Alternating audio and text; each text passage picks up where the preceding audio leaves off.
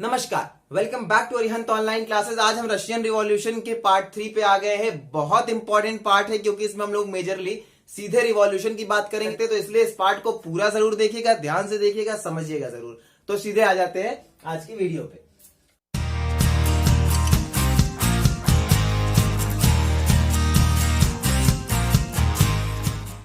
बात करते हैं 1905 की, जहां पे एक ये ट्रबलिंग टाइम है। किसके लिए? रशिया के लिए। क्यों? क्योंकि अब तक रशिया एक ऑटोक्रेसी है। ऑटोक्रेसी होने के साथ साथ जार के ऊपर अभी तक पार्लियामेंट का कोई कंट्रोल नहीं है। जार को कोई पार्लियामेंट अभी तक कंट्रोल नहीं करी, सारी पावर्स उसके हाथ में। जबकि यही कहीं बाकी यूरोप में कहीं कहीं जो है बाकी किंग्स की पावर को पार्लियामेंट ने रिस्ट्रिक्ट किया, लेकिन रशिया में अभी भी जार की पावर को कोई रिस्ट्रिक्शन नहीं लग पाया है। और यही ना कहीं वजह है कि वर्कर्स के अंदर, पीजेंट्स के अंदर गुस्सा बढ़ता जा रहा है।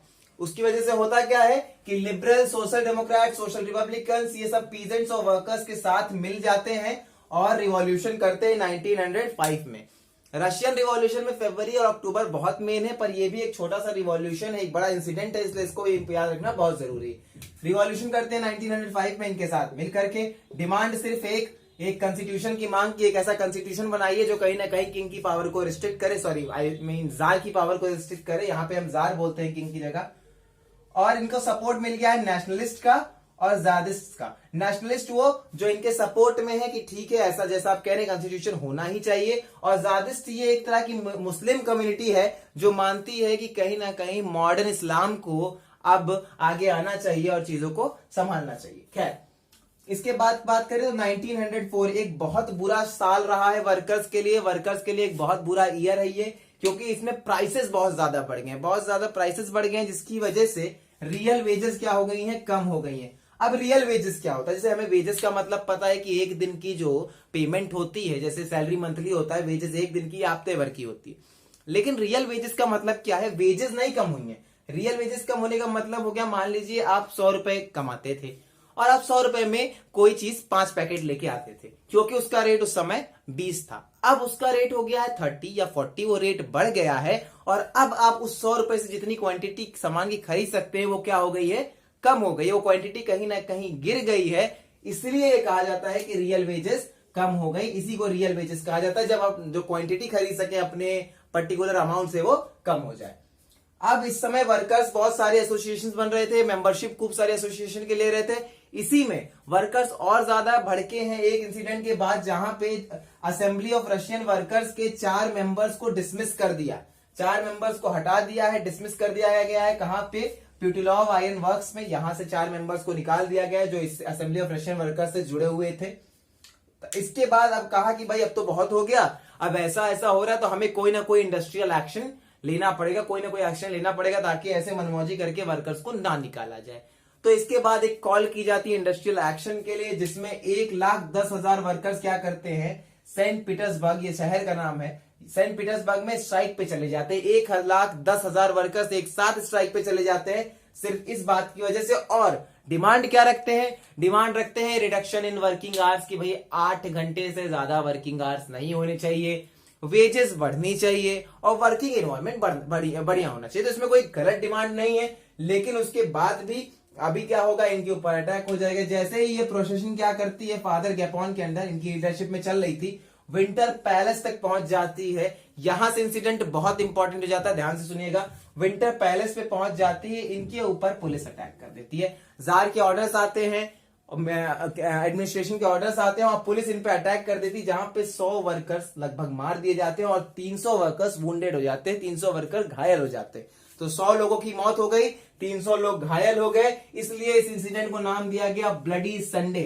अब ये इंपॉर्टेंट हो जाता है, क्वेश्चन आपके एग्जाम के फॉर्म में ऐसे पूछा जा सकता है, what was the incident of bloody Sunday? Why was the incident of bloody Sunday important in the context of Russian revolution? तो ये बहुत ही इंपॉर्टेंट क्वेश्चन हो जाता है। इसको कहा गया ब्लडी संडे क्योंकि 100 वर्कर्स मार दिए गए, 300 वर्कर्स घायल हो चुके हैं। कब? 1905 में आकर के। यही वजह बनेगी 1905 के रिवॉल्यूशन की। और इस रिवॉल्यूशन में क्या करेंगे? अब ये रिवॉल्यूशन जो है वो सामाजिक होता जा रहा है। स्टूडेंट्स हैं, इन्होंने यूनिवर्सिटीज बंद करा दी, सबने एकदम स्ट्राइक दे दिया कि हम यूनिवर्सिटी में नहीं जाएंगे। लॉयर्स नहीं साथ दे रहे हैं, डॉक्टर्स भी स्ट्राइक पे चले गए, सब लोग मिडिल क्लास के जितने लोग हैं वो सब अब क्या कर रहे हैं? स्ट्राइक पे चले जा रहे हैं। वहां से हट जा रहे हैं, जिसकी वजह से प्रेशर बन रहा है जार के ऊपर। और 1905 में इस रिवॉल्यूशन का इफेक्ट ये रहा कि जार ने क्रिएशन ऑफ ड्यूमा को परमिशन दे दी कि आप ड्यूमा बना सकते हैं। Duma is a type of parliament जो क्या करेगा, जार की पावर्स को कंट्रोल करेगा। हालांकि जैसे ये ड्यूमा बनाएंगे, कुछ दिन बाद इस ड्यूमा को जार खुद ब खुद क्या करेगा, हटा करके दूसरा ड्यूमा कंस्टिट्यूट कर लेगा। तो इसी तरह 1905 से निकले थे, तब तक आ गया 1914, जहां पे फर्स्ट वर्ल्ड वॉर हुई जिसमें कुछ मेन कंट्रीज जो रही वो रही जर्मनी, ऑस्ट्रिया एंड टर्की, और यहाँ पे फ्रांस, ब्रिटेन और ये हमारा रशिया। अब रशिया वॉर में इन्वॉल्व है तो कहीं ना कहीं वॉर का इंपैक्ट इस पे आएगा, और यही इंपैक्ट रिवॉल्यूशन को आगे जो फरवरी वाला रिवॉल्यूशन उसको भी कहीं ना कहीं पैदा करेगा। तो क्या हुआ रशिया में, इसका इंपैक्ट क्या हुआ वॉर का कि एंटी जर्मन सेंटिमेंट्स, जर्मनी के खिलाफ सेंटिमेंट्स लोगों के अंदर डेवलप होने लगे। जो जनता थी वो जर्मनी के खिलाफ सोचने लगी। जैसे अभी इस समय पर्टिकुलरली इंडिया के अंदर एंटी चाइना सेंटिमेंट्स हैं कि कुछ इंसिडेंट्स को लेकर के एकदम चाइनीज के खिलाफ है, वैसे ही एंटी जर्मन सेंटिमेंट्स होने लगे, बहुत हाई हो गए पब्लिक में। इसका रिजल्ट यहां तक देखने को मिला, जो सिटी थी सेंट पीटर्सबर्ग नाम की, क्योंकि एक जर्मन नाम था, इसका नाम बदल करके पेट्रोग्राड कर दिया गया। ये है, इतनी नफरत और इतना एंटी जर्मन सेंटिमेंट डेवलप हो रहा था। अब आर्मी थी, लड़ रही थी रशिया की, और उसके अलग अलग जगह पे अलग अलग इंपैक्ट थे। कहीं तो उसने बहुत बढ़िया परफॉर्मेंस किया और कहीं वो बहुत बुरी तरह से हारी भी। जहां हारी वो जगह है जर्मनी और ऑस्ट्रिया। 1914 से लेकर 16 के बीच में जर्मनी और ऑस्ट्रिया में बुरी तरह से रशियन आर्मीज हारी गई हैं, बहुत सारी कैजुअलिटीज हुई हैं। लगभग 1917 तक आते आते 7 मिलियन कैजुअलिटीज हो गई हैं। इतनी कैजुअलिटीज हो गई हैं कि इसके बाद अब इनके पास वॉर से, जो सोल्जर्स थे उनका कहीं ना कहीं वॉर में मन नहीं लग रहा था, वो वॉर से दूर जाना चाहते थे, क्योंकि वॉर जो थी वो बहुत भयानक रूप ले चुकी थी। Russian army destroyed crops and buildings. अब आपको लगेगा ऐसा तो नहीं कि गलती से रशियन आर्मी लिख दिया, अपने ही क्रॉप्स को और बिल्डिंग्स को वो क्यों डिस्ट्रॉय करेंगे, गलती से नहीं लिखा है। सच में रशियन आर्मीज ने क्या किया, अपने ही क्रॉप्स और बिल्डिंग्स को डिस्ट्रॉय कर दिया। उसके पीछे का वजह ये था क्योंकि जब ये हारने लगे और ये वापस आने लगे तो इन्होंने उस क्रॉप्स और बिल्डिंग्स को डिस्ट्रॉय इसलिए कर दिया कि मान लीजिए अगर यहाँ पे दुश्मन आए भी तो जब कुछ खाने को नहीं होगा, रहने को जगह नहीं होगी, तो वहां रुक के वो करेगा क्या। इसलिए दुश्मन को हराने के लिए इन्होंने अपनी क्रॉप्स और बिल्डिंग्स को वहां पे डिस्ट्रॉय कर दिया। लेकिन उसका इफेक्ट ये आया कि रशिया में 3 मिलियन रेफ्यूजीज उस समय हो गए। इतना बुरा इंपैक्ट हुआ इस चीज का। अब इसकी वजह से जार की इंप्रेशन दिन ब दिन बिगड़ती जा रही है। लोग जार और गवर्नमेंट से नाखुश होते जा रहे हैं। सोल्जर्स ऐसी वॉर लड़ने को तैयार नहीं, उनको ऐसी लड़ाई नहीं लड़नी जहां पे इतनी भयावह स्थिति हो। इंडस्ट्रीज का इम्पैक्ट पे भी इम्पैक्ट आ रहा है, क्योंकि रशिया के पास पहले से ही इंडस्ट्रीज कम है, और जिन देशों से जाहिर सी बात है आप लड़ाई कर रहे हैं तो आपको किसी तरह का इंडस्ट्रियल एक्सपोर्ट और हेल्प तो देने वाली नहीं, तो इसलिए इंडस्ट्रीज में भी इसका बहुत बड़ा इंपैक्ट आया, डिक्लाइन आ रहा है उसमें। रेलवे लाइन ब्रेकडाउन हो रहा है, रेलवे लाइंस ब्रेकडाउन हो जा रही है। तो ये बड़े बड़े इंपैक्ट्स आए वर्ल्ड वॉर 1 के रशिया के ऊपर। अब इसके साथ क्या क्या हुआ, जो लोग सक्षम थे, अब कहा भाई जब आर्मी लड़ने को तैयार नहीं होगी, सोल्जर्स लड़ने को तैयार नहीं होंगे या कम पड़ रहे होंगे, तो आम लोगों को बुलाया जाएगा। तो जो स्ट्रांग लोग थे, एबल लोग थे, उनको बुलाया गया कि आइए और आप लड़ाई में अपनी आर्मी का, अपने देश का साथ दीजिए। लोग गए भी, लेकिन इसकी वजह से हुआ क्या, लेबर शॉर्टेज हो गई।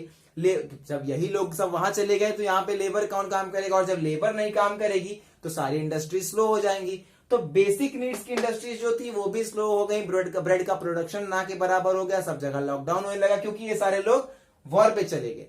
इसका रिजल्ट ये आया कि 1916 तक ब्रेड शॉप्स पे राइट्स होना कॉमन हो गया था। कहीं लूट हो जा रही, कहीं रॉयट हो जा रहा है, क्योंकि लोग गरीब भी हो गए हैं, लोगों के पास पैसे भी नहीं बचे हैं, खाने के लिए भी कुछ नहीं है, इंडस्ट्रीज कुछ बना नहीं रही। तो ये इतना बुरा इंपैक्ट आया है वर्ल्ड वॉर 1 का रशिया के ऊपर कि जो रशिया के लोग हैं वो जार के अब एकदम खिलाफ हो गए हैं, और वो एक दिन भी ऐसे जार को बर्दाश्त करने को अब तैयार नहीं है। अब यहां से आगे फेब्रुअरी रिवॉल्यूशन पे, बहुत इंपॉर्टेंट है। पेन और रजिस्टर ले लीजिए, नोट्स बनाते चलिए, चाहिए तो इसका स्क्रीनशॉट रख लीजिएगा, बहुत इंपॉर्टेंट है, बहुत ध्यान से इसको सुनिएगा। पेट्रोग्राड जो कैपिटल है वहां पे कंडीशंस खराब होती चली गई, दिन बर दिन कंडीशन बिगड़ती चली गई। अब समझते कैसे, वहां का शहर का स्ट्रक्चर कैसा था। शहर के बीचों बीच एक नदी थी जिसका नाम था नेवा। इस रिवर्स के राइट साइड पे, राइट हैंड साइड पे फैक्ट्रीज थे, क्वार्टर्स थे, और लेफ्ट हैंड साइड पे थे फैशनेबल बिल्डिंग्स, विंटर पैलेस, ये सब लेफ्ट हैंड साइड पे था। ये कहीं ना कहीं दिखाता था कि किस तरह को सोसाइटी को उन्होंने अमीर गरीब में या वर्किंग क्लास और लग्जरियस क्लास में बांट रखा था। इसी का इम्पैक्ट पड़ा क्या कि 1917 में फूड शॉर्टेज हो गई। हमें वजह पता है, एक वजह है वर्ल्ड वॉर, दूसरा वजह है ठंडी बहुत ज्यादा पड़ गई है, क्रॉप्स खराब हो गई हैं। तो इन दो वजह से फूड की बहुत ज्यादा शॉर्टेज हो गई। तो जगह जगह स्ट्राइक, जगह जगह उसके लिए लूट्स हो रहे हैं, राइट्स हो रहे हैं। 22 फरवरी को एक इंसिडेंट होता है कि किसी एक फैक्ट्री में लॉकआउट हो जाता है। अब वर्कर्स को एक दूसरे का साथ देना है, साथ निभाना है। इसके चलते क्या करेंगे कि अगले ही दिन नेक्स्ट डे उन्हीं की सिंपथी में 50 फैक्ट्रीज में स्ट्राइक पहुंच जाता है। मतलब एक में हुआ था, नेक्स्ट दिन लोग सिंपथी में आए, भाईचारा निभाया, 50 फैक्ट्रीज में अगले दिन लॉकआउट हो गया। कई जगह इन लॉकआउट्स को, स्ट्राइक्स को वुमेन ने रास्ता दिया, वुमेन ने लीड किया, इसलिए इसी दिन को इंटरनेशनल वुमेन्स डे के नाम से जाने लगा, जहां पे वुमेन्स ने इन स्ट्राइक्स के लिए रास्ता बनाया। अब हुआ क्या कि लोग निकले, भड़के हुए थे वर्कर्स, कहीं ना कहीं अटैक करना था, गुस्सा बहुत ज्यादा था। तो गुस्सा निकालते किस पे, इसलिए चले गए कहां पे, रिवर्स को क्रॉस किया और इस तरफ जा करके इन्होंने फैशनेबल बिल्डिंग्स को सराउंड कर लिया, घेर लिया। अब फैशनेबल बिल्डिंग सराउंडेड है क्योंकि ये लग्जरियस क्लास है, क्योंकि ये बड़ी क्लास है। ड्यूमा इधर ही है, विंटर पैलेस इधर ही है, किंग इधर ही है, सॉरी जार इधर ही है। तो उस केस में क्या किया, जार ने, गवर्नमेंट ने कर्फ्यू इंपोज कर दिया, कर्फ्यू लगा दी, आर्मी आ गई और सबको भगा दिया और भीड़ डिस्पर्स हो गई।